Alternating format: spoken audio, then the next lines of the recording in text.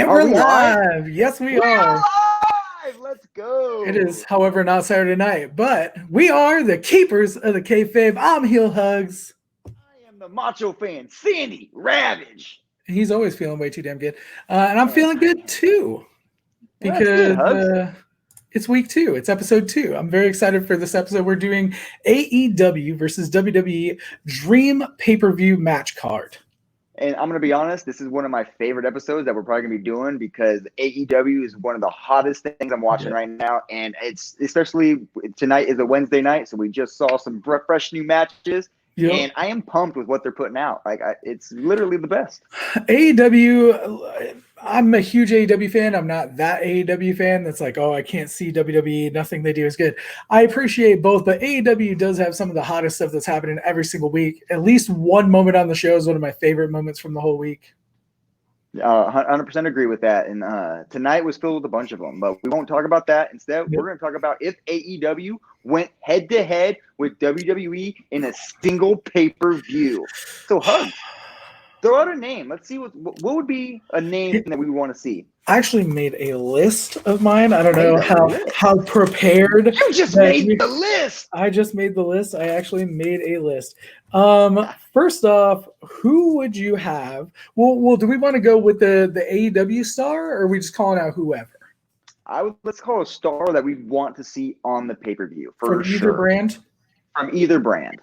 I definitely would like to see, of course, Darby Allin. Ooh, that's a good pick. He wouldn't be one of my first picks, but definitely, Darby Allin is one of the hottest rising stars in wrestling right now. And coming from such a unique background and seeing him transform into the WWE or into the wrestling background, it's phenomenal to see. And he's not one of those bigger guys, which is also great to see because he's unlike some people would like. I know Adam Cole gets his complaint all the time of being the little guy. Darby Allin is able to pull off that little guy look and still come off powerful because he's just a daredevil. You're like, I don't care what he does. You know, it looks painful on him, so it has to be painful to everybody who's getting it.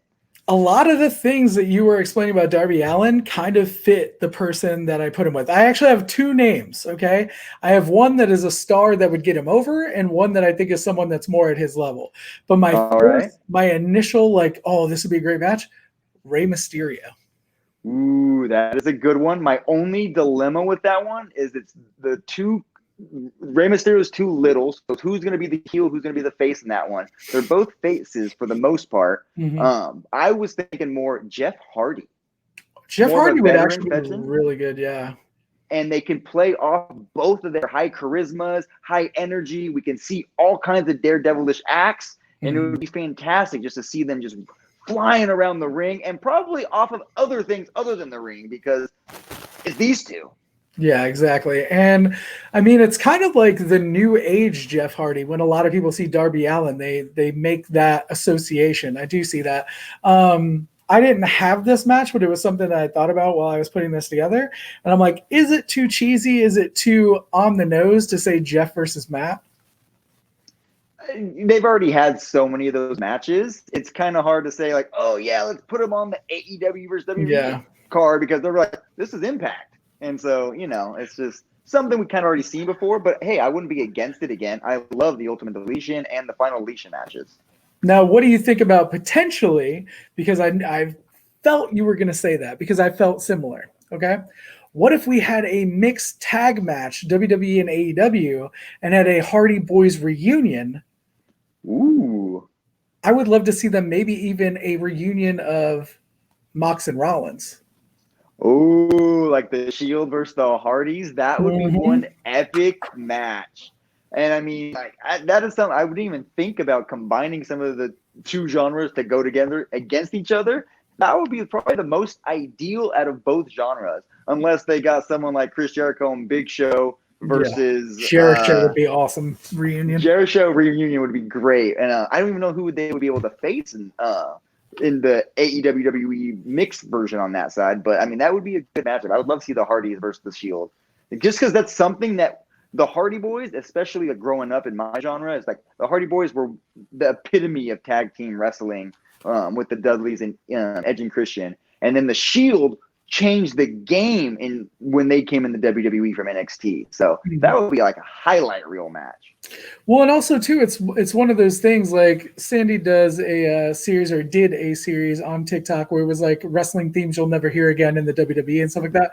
I feel like it's one of those matches where with the battle lines being drawn how they are, you never would think that you would see the Hardy Boys together again unless they left companies or the Shield. So I feel like it's that kind of match. Now, another person that I did put on here, because I said there was one I thought would elevate and one at the same level, I would love to see Darby Allin versus Murphy. Murphy is one of my favorite workers in WWE right now. He can lose the match and still, I'm like, this dude gave his all out. His matches with Aleister Black recently have been some of the highlights of Monday Night Raw. So I would not disagree with that at all. A newcomer I would say I'd love to see with Darby Allin. It's kind of going on the same lines of Ricochet or Rey Mysterio is Ricochet. Just because though it's kind of like the same Jeff Hardy thing, but they're both so young and fast and nimble. It would be fun to just see both of their same styles collide. And then with the daredevil aspect and then the acrobatic aspect, it would be a match for the decades. A match for the decades. I said it. The decades. I said it. Hey, I'm not against that. Something that I would love to see, personally, as just the fan that I am, I love the New Day. And I think the New Day versus Orange Cassidy and the Best Friends. Okay, I can easily see that. I would much rather see the New Day versus the Inner Circle without Jericho. You put Hager, you put Santana and Ortiz together, you put them against the New Day. I just love that dynamic because you have the New Day aspect. You got Big E versus Hager, like the two powerhouses, and then Kofi and Xavier match up the same with Santana and Ortiz because Santana and Ortiz, they are such great tag teams that they're so underrated on the AEW card. I wish we could see them more as 2-on-2. I would love to see, and I know this is on the same card, but like I can't wait for us to get Santana Ortiz versus Pentagon and Phoenix. That is like, I know it's a little off topic, but hey, like Santana Ortiz, they have that. It reminds me of like the Guerrero brothers when they were together. Like they can sell the moves and they have the charisma. You mean like Chavo and Eddie? Is that what you're talking about? Or? Yeah, Chavo and Eddie. Okay. They're cousins, not brothers. My bad. It's was it uncle and nephew? But yeah. I got what you were saying. I was like, is there another Guerrero? Because there's like it's a legendary we were talking about family. The Hardy Boys, the Dudley Boys. I was like, it's just a family thing. As I say, it's also a legendary family. There's so many great wrestlers in the Guerrero line. But another thing, I kind of want to jump around the card here. I do love that idea for New Day and going against the Inner Circle there.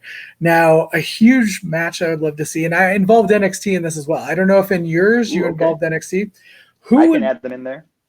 Who do you think would be a better fit for the Undisputed Era than FTR and the Young Bucks together?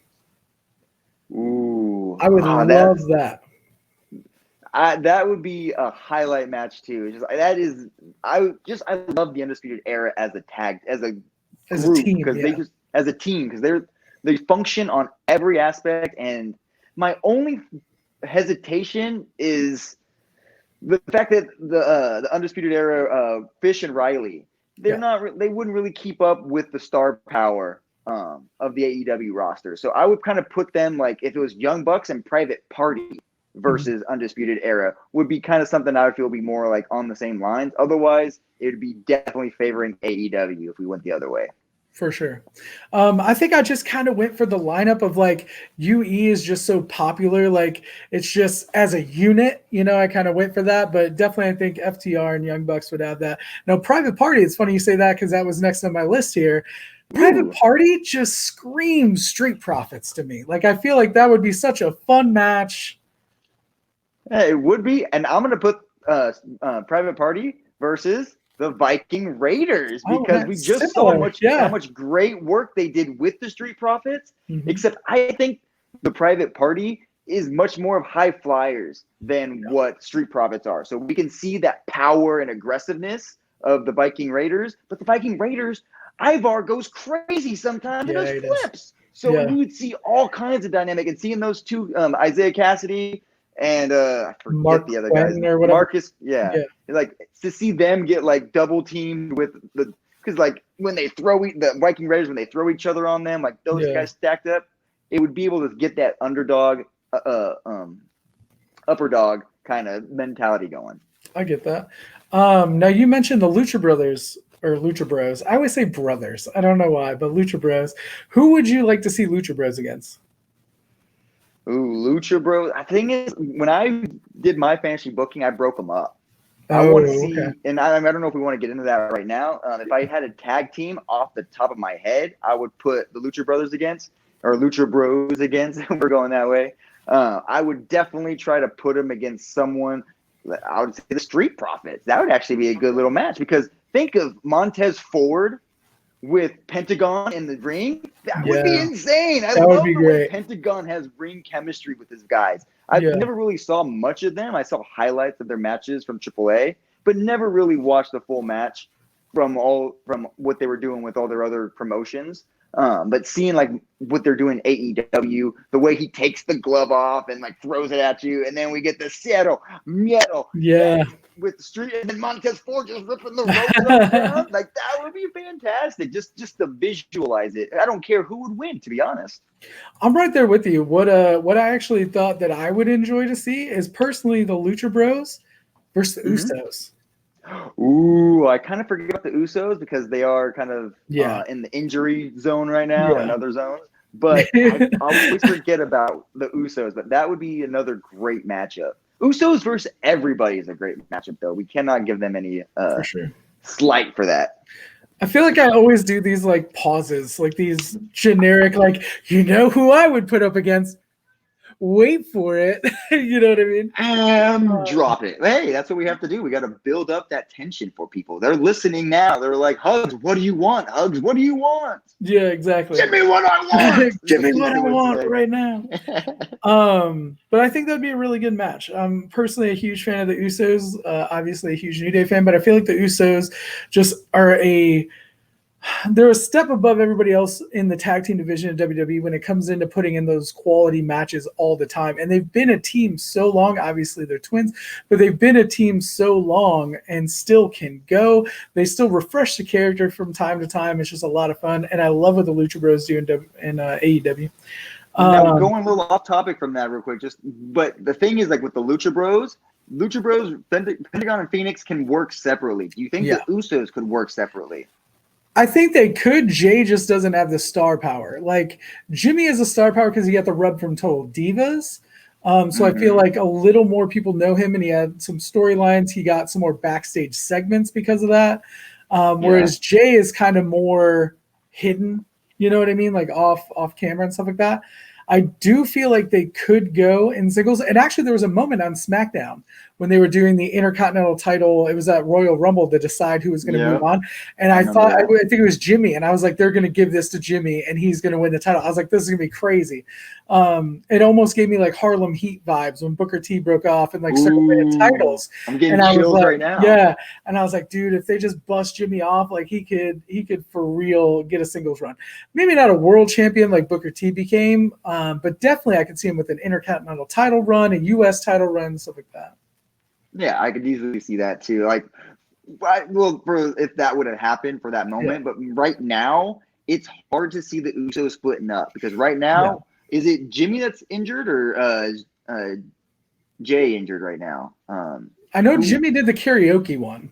Okay, but I don't know if he's injured. Like, because you can they do segments if they're injured. Yeah, so it's like, but like, I don't even want to get into karaoke. That was something we talked about in the last podcast. If you're interested on our theories about the karaoke segment from SmackDown. But anyway, let's move on from the Usos. Yep. We've had a lot of Uso chat. What do you feel? Let's jump to the WWE side. We've been starting with AEW a lot. Who do you think would be great for Braun Strowman? Ooh, Brian Cage. My pick. Yeah, you kind of have to go for it right now because Brian Cage. Boom. Brian Cage. Did we get it? Yeah, a little bit. I thought we got it. Okay, perfect. Close enough.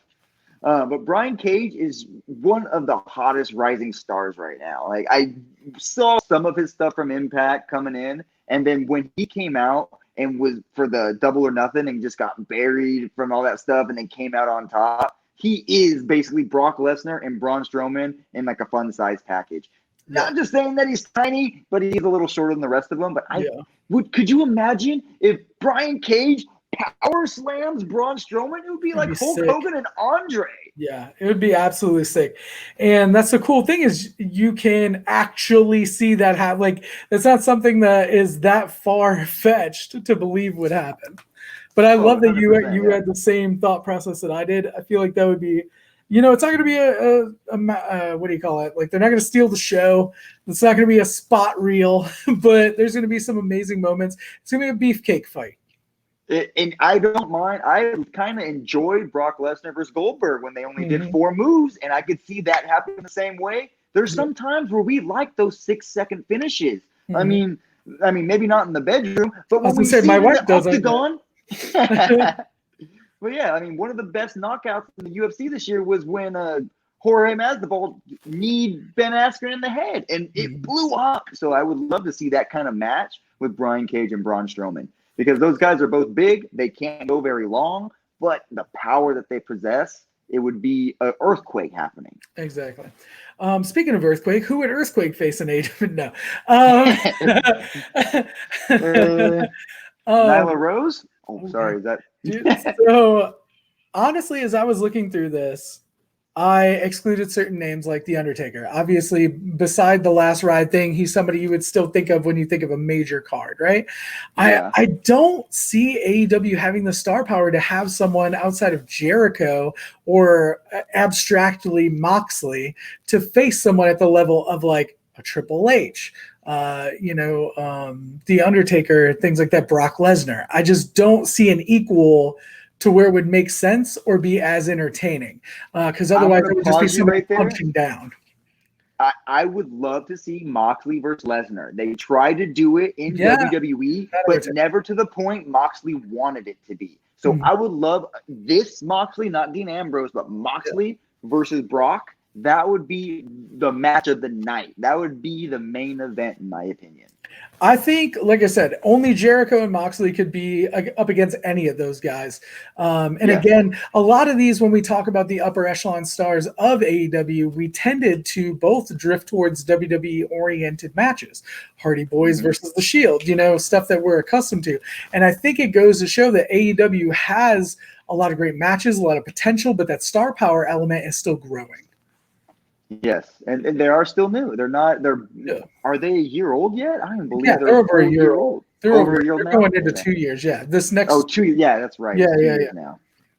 But yeah, even going into that, like that, they don't have the 30 to 40 year career that WWE has built, and plus beyond that, wrestling was kind of a major thing with the territories. So they're going to take some growing to that, or some signings. We'll get to that in 1 second. So the other thing you got to keep in mind too is that these haven't been 2 normal years. We've also had a global pandemic where people are turning off their TVs when it comes to professional wrestling in huge numbers, which has stunted the growth. Marco's stunt pun not intended. Stunted the growth of the star power rising in AEW. I feel like they had that intensity, they had that momentum, and then wrestling kind of went into a downtrend. So I feel like that's why if on my end, I don't know if your end is going to be different, but on my end, you won't see a lot of those huge star power names that might be like WrestleMania return names. You won't hear John Cena. You won't hear Triple H. You won't hear any of that stuff because I just don't see a lot of people who play with that. But somebody I did see, because I'd like to get into some of the women's matches that I would love to see. Who would you put up against Asuka? Hikaru Shida. Same. Are we just going to agree on everything tonight? I would love to see that. That'd be such a great match. Honestly, Hikaru Shida. She blew my mind when she first debuted in AEW, because this is like, you see the entrance and like with all the mirrors and they're like, what is going on? Like, is that what she's going to look like? And then she comes out, and then the Nyla Rose match where she actually looked powerful against Nyla Rose. I know we've been on podcasts before where everyone says, oh, who can really beat Nyla Rose? I thought Hikaru Shida put up an actual effort. A great match too. Yeah. And so, I mean, and it's just something that I would love to see, just because their 2 matchups are so closely related. It would be just like like we used to see like Trish versus Lita back in the day, kind of. Yeah, on a new realm though, because they're superstars, not divas now. Yes, and they both have like I'm one of those people, like, I don't want to get too much sidetracked in this, but one of those people that doesn't put Trish on the same pedestal that a lot of other people do. I feel like she was super great, but I feel like Lita and Trish are not equals. I feel like this would be a Lita versus Lita match if it's Asuka versus Shida. You get what I'm saying? Like, that's what I see. It's two performers that can just go in the ring. Asuka, of course, has a little more charisma, I feel like, and that's something Shida can grow into. It's also a difference in the styles. WWE is more oriented on that entertainment and charismatic performance style. Shida gets in there, handles matches. I don't remember who she just faced a few weeks ago, won the match in like 6 seconds, and then was at Penelope Ford's door. And I really enjoyed that. I just feel like this would be a hard-hitting match. I feel like it would be one that would be a fight forever match. All right, let me throw you a curveball here. Sure. Like how we were doing earlier with the Hardy Boys versus the Shield. What if you had Hikaru Shida and Asuka versus Big Swole and Naomi? I would be cool with that. What I thought you were gonna go with, and just because we have Asuka involved, Asuka and Shida versus the Sky Pirates. Ooh, Kairi Sane. That would be another good one because Kairi Sane is a sneaky little girl over there. Like she is like best elbow drop since Macho Man Randy Savage, and I'm going to say that right now. When she does that sky high elbow, it looks painful. And yeah, that's what it is. She just brings it down like Macho Man used to break people's ribs. It looks like Kari's trying to do that too. So I love that aspect. I thought she was going to retire, and I'm happy she's like at least sticking around for a little while because I think she's got a lot more to show. I think Io has grown a lot. I was very upset when they broke up and they created Kabuki Warriors, but Io has grown a lot as a singles competitor in NXT now, of course, the women's champion in NXT, and has shown how much she can carry her own and how much she can develop her own character. But I would love to see them reunite for that match. I think that'd be very, very good. But to get to your Big Swole and Naomi,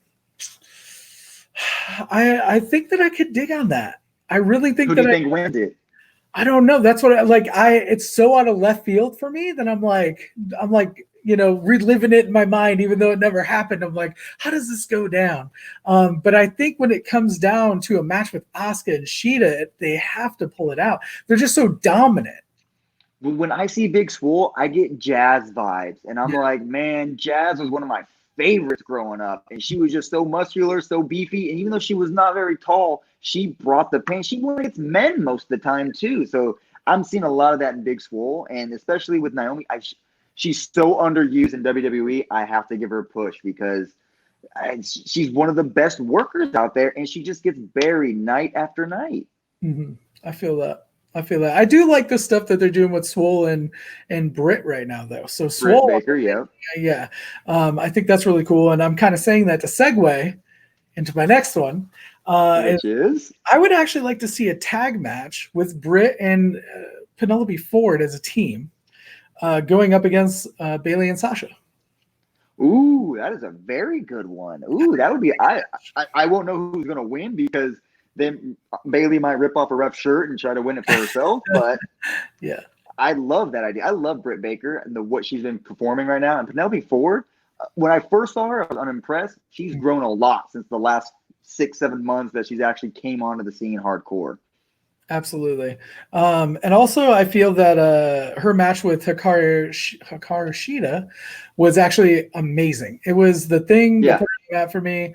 And I feel like she's at that same level as everybody else. Before I didn't feel like she was at that level.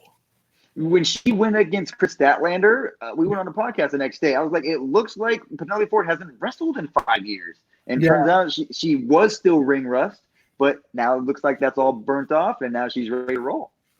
Well, speaking of Statlander, who would you want to put her up against?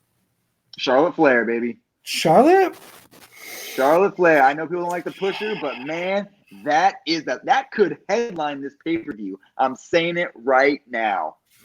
I just loved Chris Statlander's storyline. I didn't get it at first. Now I'm understanding the whole nose bump thing and the pooping and all the poofing or whatever she calls it. It's just hilarious. And then the finishers. That pooping thing. Charlotte the pooping thing she does, and then the wiping thing she does. I'm just kidding. But going back to it, Charlotte Flair is still a really good worker, one of the best big boots in the business today, and she just works to her level, which is the problem that I have with Charlotte. But Chris Statlander always brings it at least a 9 or a 10. Charlotte would be able to match that for sure. See, I'm mad at you. I don't. You can be mad at me all you want. The reason I'm mad at you is because you picked a better match than me.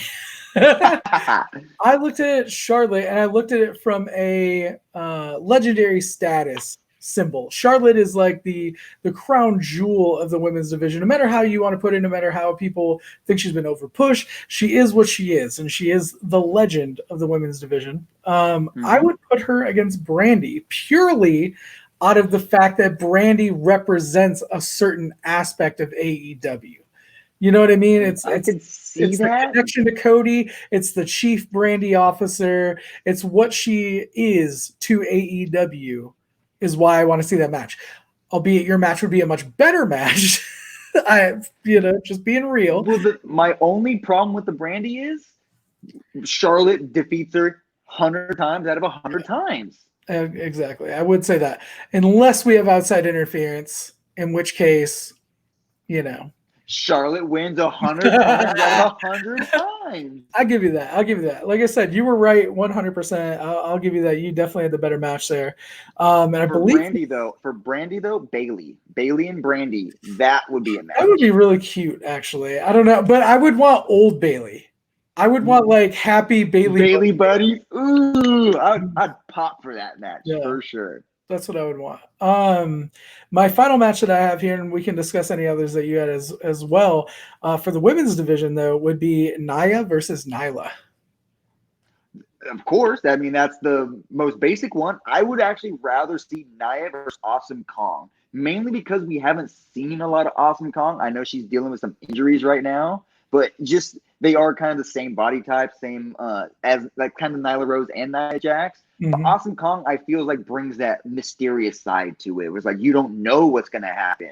With Nyla Rose, it's literally gonna be just two powerhouses going at each other. Yeah. Awesome Kong, at least from what I used to see from her highlights, she used to try to do stuff like submissions. She would try to play more of a technical game rather than just try to power you out. Okay, I feel that. I like that. I do believe that Nia versus Nyla would be one of those matches that I would love to see, but Awesome Kong I didn't really think about because she has been absent. It immediately makes me think, okay, Nyla and Kong versus Nia and Tamina. I would take that too. Or you can switch any of those two to do a crossover match, and I would still watch it. I think that'd just be really leave the Guerrero away. Another match that I wouldn't mind seeing, this is something that I'm just coming up with, from the top of my head, face Lacey Evans versus Britt Baker in a solo match. I think would be an interesting match to see. I'm not a Lacey Evans fan. Wow. I don't see it. I don't see why. When? I think it was, I'm a sucker, okay? She had her kid and she was doing the role model thing. Everybody seems to be doing the role model thing. But she had her daughter and, like, they ran that little storyline of, like, her daughter looking up to her and stuff. I was like, all right, you got me. It's like... I would, instead of Lacey Evans, I'm going to put Sasha Banks in that role. That would be a match to see, That would be a match that I would love to see for that one. It's just because Sasha Banks is such a great worker, and she gets. I just hate the fact that WWE has just ruined all of her title runs, and they're about to do it one more time. I mean, if she loses her fake title to Asuka again, it's just a one and done for life. I feel that. To be completely honest, we could make any of these matches Shida versus pretty much any woman on the WWE women's roster, and I would love that match. So, are we ranking Shida the number one woman wrestler right now? Oh, number one? No, but best in AEW, hands down. Best in AEW. Who you putting best in WWE then? Asuka. That's why I had Asuka versus Shida. I feel that. So I'm going to throw another little curveball or swerve in there. Are we counting Becky Lynch in this, even though she's pregnant? Becky Lynch, we can count Becky Lynch, but I don't even put her in the top three. Like, as an entertainer, this is the Austin syndrome. Austin was amazing but I wouldn't say he was the greatest wrestler. Like, he was the greatest professional wrestler, but I Mm-hmm. wouldn't want to see him put on a technical masterclass. You know what I mean? When I see Shida and I see We Asuka, did though. I mean, Austin's probably a bad example because he actually can wrestle more than he did as the Stone Cold, as like the Rattlesnake character. Yeah. But I'm saying, like, as far as Becky Lynch is huge as far as an entertainment factor, her charisma factor, but she's not on the same level as an Asuka, as a Sasha. I don't even think she's at the same level as a Charlotte, personally, in ring ability. I'll give you that much. I mean, Charlotte is probably the best in ring, but that's just because of the experience she has. And I feel I will give you credit. Becky was probably more of a like the Roman Reigns syndrome that Charlotte had, where it's like we don't want to root for Roman, we're going to root for Daniel Bryan, and that's when we get Becky Lynch. So I'll give you that much for it. But who would you put Becky Lynch against in AEW? See, I think she's another star power draw. Like, she's the type of thing of like nobody would really be her equal. Nobody in the women's division at all really has a ton of star power. Brandy only has a small bit of star power because she was with the WWE personally. Yeah, I'm going to put her against Nyla Rose. You think so? Becky Lynch versus Nyla Rose. I think we can get the thing. If we put those two together, we're going to get what Hikaru Shida did to Nyla. Yeah. And I feel like Becky can put on that same star power. And then we could probably see Hikaru Shida versus Becky Lynch at our next AEW WWE pay-per-view. I would like. Well, the thing that I'm thinking of is I didn't like the idea of the match until I thought of Becky. Like, because immediately I think Becky, like, superstar, this is going to be a squash. But if Becky goes in as the underdog due to her size and she's just kind of getting pounded on, and then she, like, comes back and has that groundswell of emotional support from the fans, takes over the win, like, I could see that.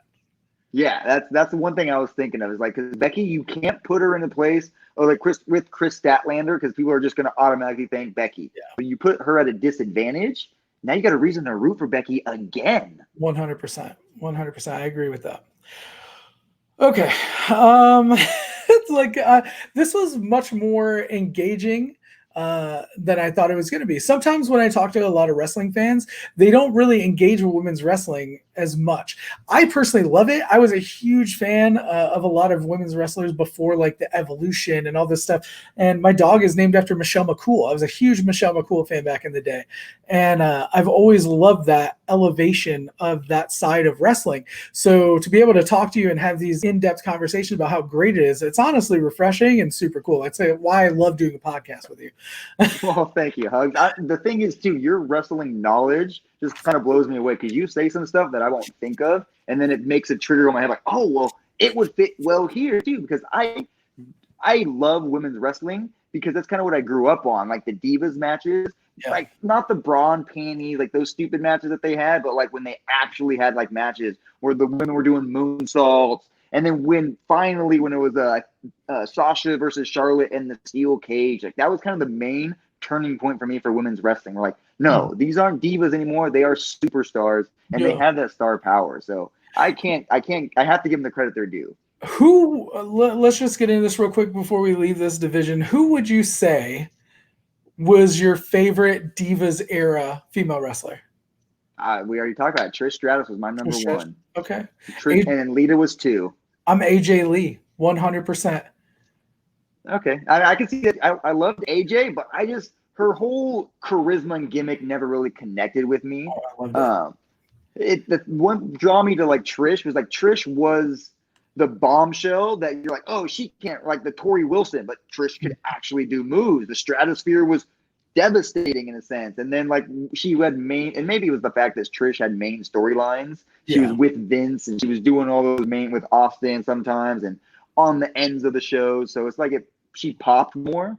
And then Lita with the Moonsault and the Hardy Boys, like she was hardcore she was like the first hardcore woman. And then, for sure. I can't even say that because now I'm thinking of like the real hardcore women. I can't give them more credit than Jazz or Ivory. Yeah. Well, I mean, if you really want to go into hardcore women, Luna Vachon was, but that's not Divas era, but yeah. Yeah, and I'm actually kicking myself right now. I hate this, but I should have gave it where credit was due. Chyna was literally the best women's wrestler before women's wrestling actually existed. I'll give you that.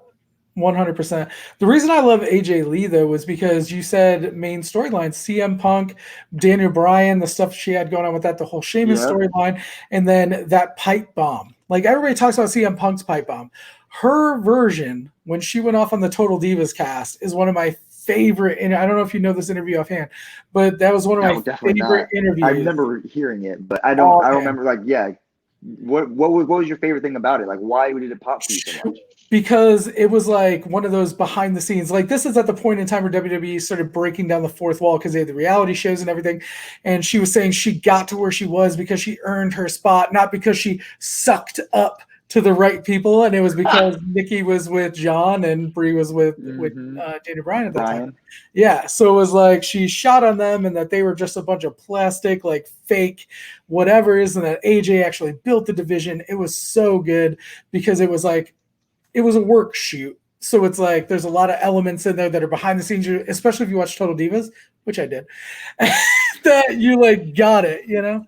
But we can move on from here because we can have a whole conversation about that. I was just curious about your favorite women's wrestlers because we had such a great conversation about it.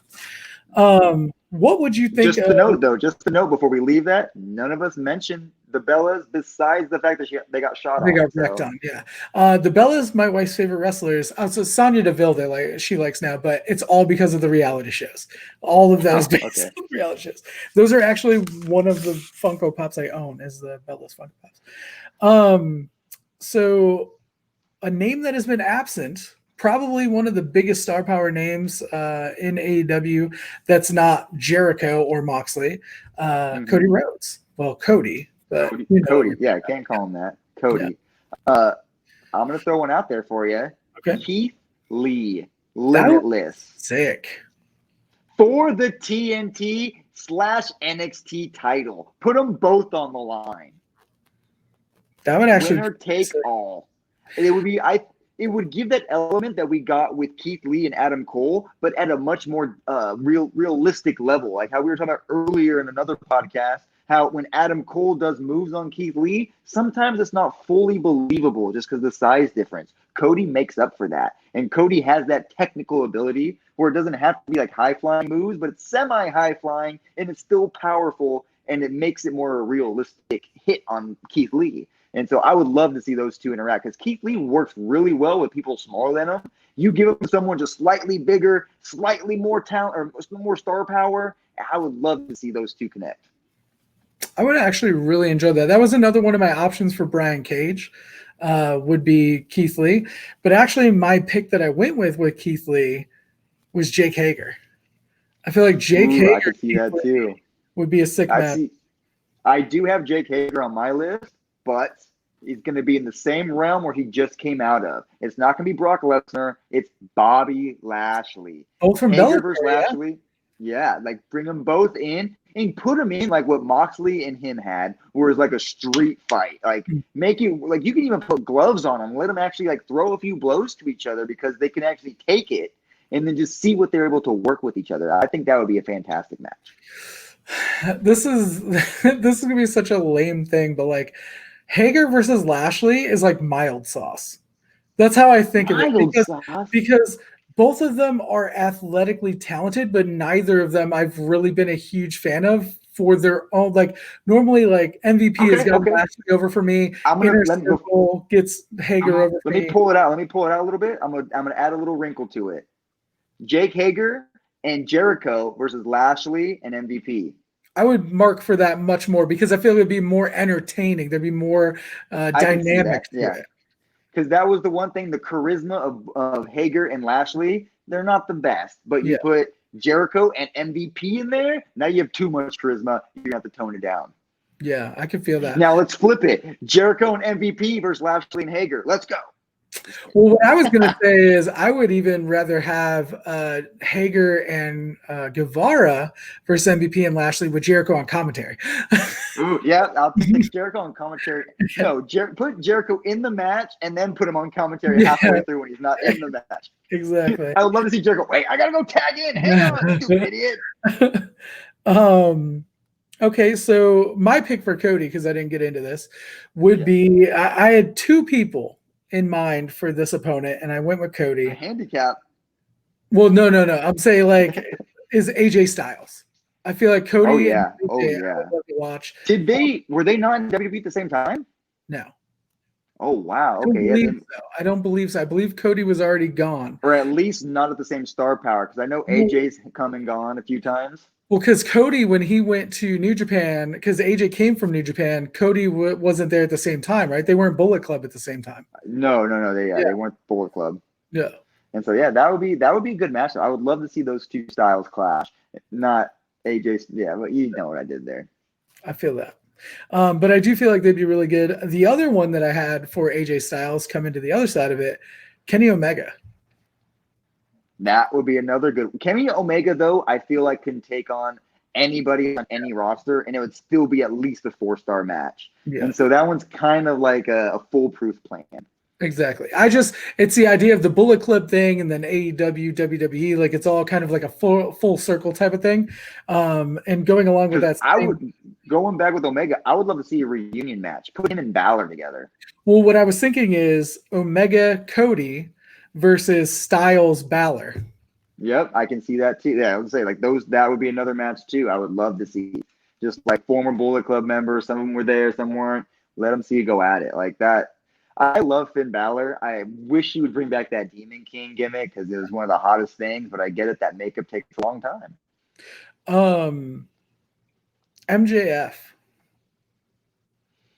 Ooh, we gotta get a good face for that because you can't put him against any heel and have it work. MJF versus who do you have for that one? I gotta think about MJF for a second. I didn't actually have it in my initial one. Bro. Dude, that's so genius, dude. MJF versus Matt Riddle. Matt Riddle's like the most lovable face. Like he's such a face character to go up against MJF, dude. I can see that. I was thinking maybe off the top of my head right now, Aleister Black. Yeah. Maybe, but even then, like it would be more of like what we saw with Velveteen Dream, I feel, in Aleister, except not as flamboyant. It's more of just like a hard pace, like no. And then Aleister Black just like beating him down. Mm-hmm. But I do like that bro pick. I feel like it's kind of an off left field type of pick. Yeah. But it just seems to work. Like when I put it together. And they're both so young. Cool. Yeah, exactly. Now this would be what I would have to see as the main event. Personally, I would like to see Jericho up against Bray. Bray Wyatt or the Fiend Bray Wyatt? The Fiend. I would almost like. I enjoy the many faces of Bray Wyatt gimmick that they're going with right now. And I almost like a transformation, like Mankind kind of used to do this too, where he would go into the match and then he would kind of lose it throughout the match and then become like that crazed character. I would like the idea that Bray always went into the match as a calm like character and just turned into the Fiend, kind of like how they did at Extreme Rules. I would love to see Jericho versus the Monday Night Messiah right now. Especially if they're both kind of heel gimmicks, but them working them like trying to be more heel than the other, that would be a good combination. That one of them would, because they both still get over, but in that heel sort of way, we're like, oh, they're heels, but I like them still, and so that would be like an interesting pull back and forth, like a tug of war between those two competitors. So one of the greatest assets that AEW has, and I mentioned him earlier, I put him in a tag match, but of course I think we should have him in singles competition if it is a pay-per-view. Orange Cassidy. So this was a struggle for me because Orange Cassidy and AEW is almost a main event star, the way they put him with Chris Jericho, the way they feature him every week, but he's really not a main event star. You know, he's very popular, he's very over, he's like an R-Truth level character where he can be plugged in at any point and get the pop. He's super over with the fans, but not necessarily a huge, like, believable world champion. Okay. But I feel like Orange Cassidy, R-Truth is a little too on the nose. The thing is, R-Truth too is he's grown into that gimmick with age. Cassidy is just now, like, I know that R-Truth's a little bit older, and Cassidy is not old, but he's like in his 30s now. But like he's kind of grown that gimmick, so I don't feel like that would be a fair comparison to put those two together right now. For Orange Cassidy, I'm gonna have to go with Johnny Gargano. Oh, that's not what I expected. Heel Johnny Gargano. I like that. Just I because had Johnny's another such pick a for good Johnny, but I like seller. that. Okay, yeah. I like that. Who'd you have for Orange Cassidy? Did you have someone else? Otis. Otis versus Cassidy. That would be a good I that's a feel like good it one. would be a comedy match, but also as Orange Cassidy started getting more into the match, Otis wouldn't be able to get a hold of him, or like they could kind of bumble around because it's like big dude versus little dude, but they're both kind of like jokey about it. Wouldn't be too Seeing serious. Otis take the ghost kicks would be Yeah. great. I think it'd be hilarious, and I think it would just be the most entertaining match of the night. I think it would be the one that people were talking about on Monday. Yeah, that's a good one too. I didn't even think I kind of forgot about Otis because they hadn't written him off TV for a while. Exactly. But I think that'd be a really good one. Orange Cassidy, I feel like, is one of those ones you could plug in with a lot of people if they would be believable in a comedy match. Because not everybody's, because I could even see an Orange Cassidy versus Rollins, like kind of how they did against Pac, where Pac just gets upset like over time, and Rollins is like, oh, I'm not playing this game, or whatever, and then Orange Cassidy gets crazy. Tries to, I can see that too. Seth Rollins is another one of those guys that can work with almost anyone. Exactly. Now, when you were talking about Johnny Gargano, I thought more of like a Hangman Adam Page. Ooh, that's a good one too. I feel Hangman, or even not Gargano, but Tommaso. Yeah. Well, okay, so what about Omega Page versus DIY? Yep, take it. Let's put it this right. Let's mark it as like the first match, because that's the one thing I want to see coming out the gate right now. Well, that's what I want to get into as we're wrapping up the podcast here is what would we put in the pre-show? There's three categories. What would we put in the pre-show? What would we put in the opener? And what would be the main event? Ooh, all right. So I already said the first one. So would that be opener, or would that be pre-show or opener? The tag team with DIY and Omega Page, that's my opener match. Okay. Hangman and Omega have opened almost every pay-per-view this year as tag team champions. But it gives that good vibe of, okay, I have the best in WWE or best in AEW, which is Kenny Omega. You get to see him up front. You get to see all his charisma and all his move set that he's able to do. Hangman has that also like moxie that he has, where it's just you don't really know what he's doing, but like he's got that power to him. And then you got DIY, which is technically sound almost every time they're together. I feel that. I like that. My opener was going to be Cody AJ, because I feel like sometimes you open it with this iconic match or a main event level match that could main event any other pay-per-view, but because this is such an iconic one, you want to start it off with a great match.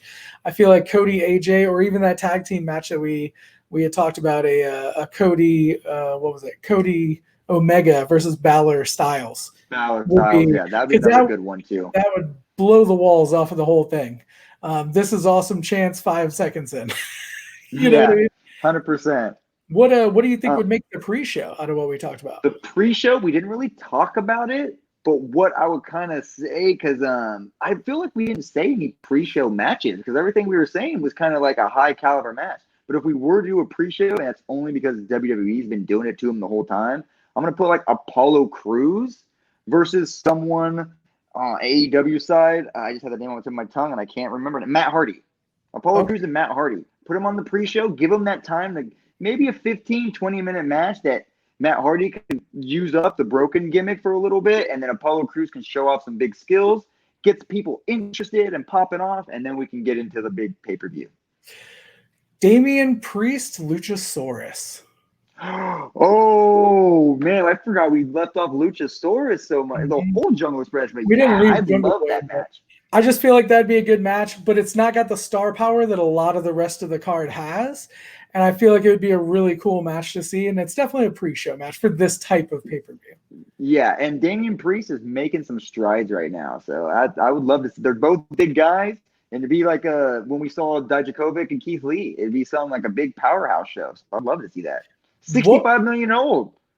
Yeah, exactly. I mean, hey, you learn a lot in that amount of time. What would you put as the main How many doctors does he have? I'm just kidding. What would you say? I said, what would you put as your main event? Now, these don't have to be matches that we've already named. It could be something that you've come across the whole time of all this that we've done, because mine is something different that we've talked about. It's something different. All right, you go first on that one, because I want to hear your difference. I already said mine. Well, I believe with this type of pay-per-view, I would love to have like a traditional Survivor Series style 5v5 or 4v4 elimination match. Most likely it would end up being the Inner Circle versus some formulation of superstars from WWE. But I think it would definitely have to be a Survivor Series match without knowing the Kind of rest like the Stadium Stampede. Yeah, very similar to that, except elimination. I want it to be Okay, I can easily see that. The Inner Circle is killing it. What would you put them against, Undisputed Era, or would you want to like put it more Star Power? I think it'd be a mix and match from people that are all over the card. I would love to see Keith Lee in that match. I would love to see Seth Rollins in that match. I feel like Inner Circle would be the stable pick. WWE would be more of like one of their generalized like Team WWE.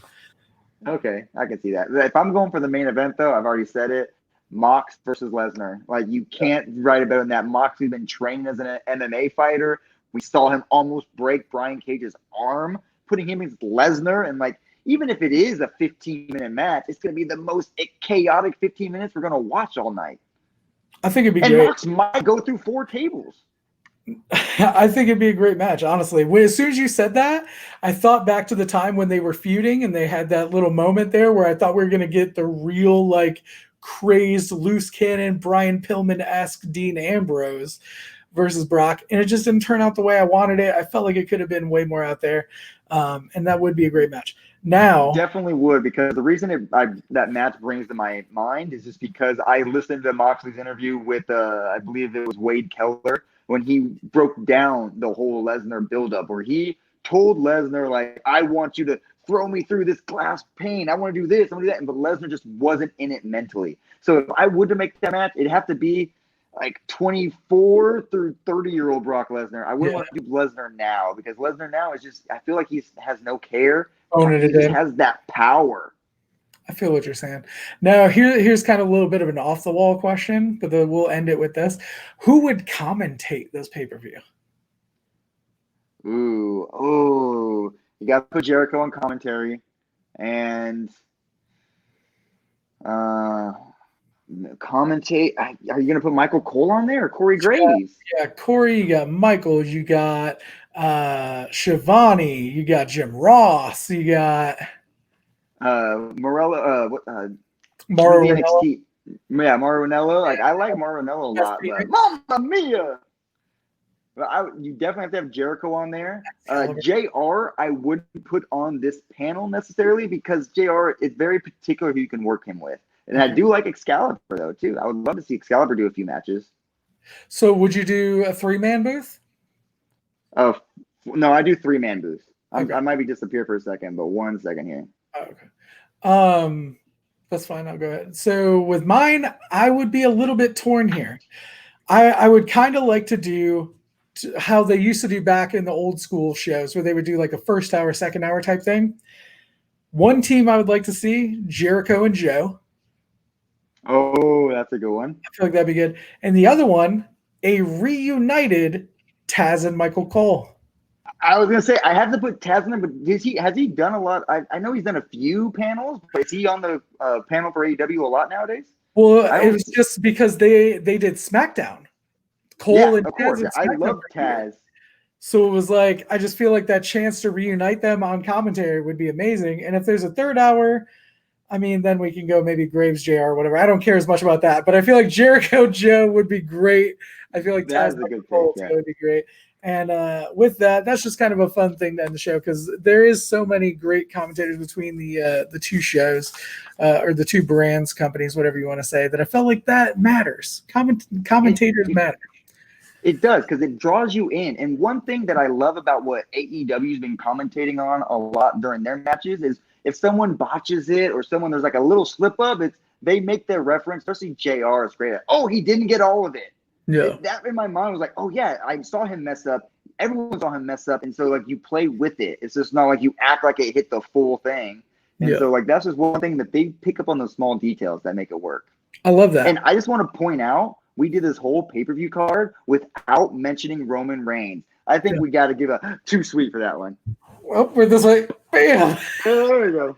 But yeah, and there's a lot of great stars we left out, maybe some of your favorites, but that's where you let us know in the comments section down below what you thought of our picks. What would your dream matches be? Did we forget somebody? What would you like us to do in the future? Would you like to see a part 2 of this, or maybe would you like to see us to do a historical version of this with WCW, WWF, ECW, anything? Sky's the limit. It's our podcast. Legends versus nowadays, even. I would love to do the dream casting.